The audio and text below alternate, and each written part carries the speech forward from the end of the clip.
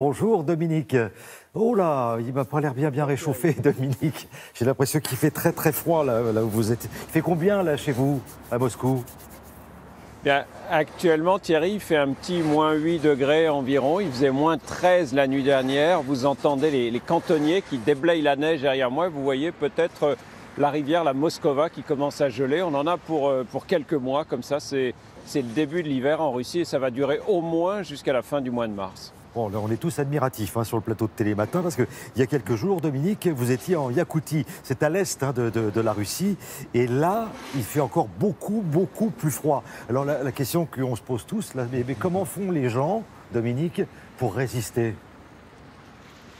Oui, il fait beaucoup plus froid, c'est le moins qu'on puisse dire. La température en Yakoutie descend assez régulièrement sous les moins 50, parfois moins 60 degrés. Et le secret pour résister, c'est bien évidemment de s'habiller chaudement, mais c'est aussi d'être bien chaussé parce que les Yakoutes, depuis toujours, portent des bottes particulières qui les isolent du froid. C'est ce que vous allez voir dans ce reportage réalisé avec Patrice Hacheret et Irina Golovkova. Quand le thermomètre descend sous les moins 40, mieux vaut avoir un bon manteau et garder la tête bien couverte. Mais l'arme absolue pour ne pas geler sur place, tous les Yakoutes vous le diront, ce sont ces bottes, baptisées Unti. Des bottes en peau de renne, comme celles que portent depuis la nuit des temps les éleveurs nomades dans les étendues glacées du Grand Nord de la Russie. À Yakoutsk, cette petite usine en produit plus de 5000 paires par an avec des pièces de cuir qui toutes proviennent des pattes des rennes. Triées par couleur, du plus clair au plus foncé, les peaux sont taillées à bonne mesure avant d'être cousues.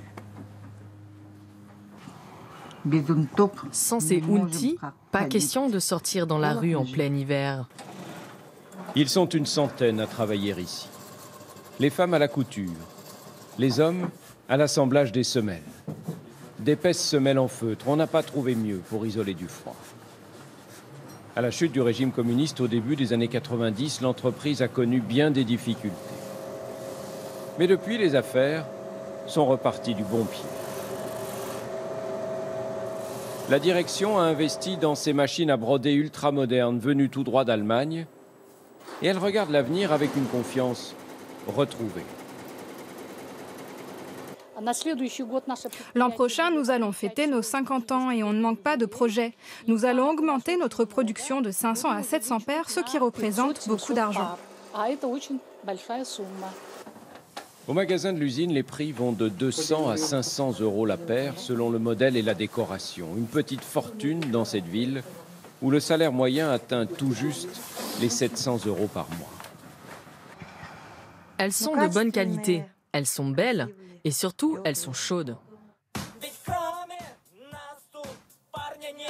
Chaudes et confortables, les Unti en peau de renne sont aussi très à la mode en Yakoutie.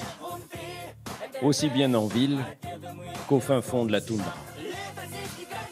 Les baskets sous ces latitudes ne sortent qu'en été. Bon, évidemment, Dominique, la question que tout le monde se pose ici, là, en France, ces bottes en peau de renne, ça s'exporte? On en trouve à l'étranger? Écoutez Thierry, ça peut se commander sur Internet. La directrice de la petite usine, la petite fabrique, me disait qu'elle en envoyait, qu'elle en expédiait régulièrement quelques paires dans les pays de montagne, en Suisse, en Allemagne ou en Autriche. Elle n'a pour l'instant pas encore de clients en France, mais avant que vous n'en commandiez, je voudrais quand même vous dire qu'il faut vraiment qu'il fasse très froid pour les porter, ces bottes, parce que si la neige est molle et mouillée, la semelle en feutre se gorge d'eau et là c'est la catastrophe, vous avez les pieds mouillés parce que si les Unti sont chaudes, elles ne sont absolument pas imperméables.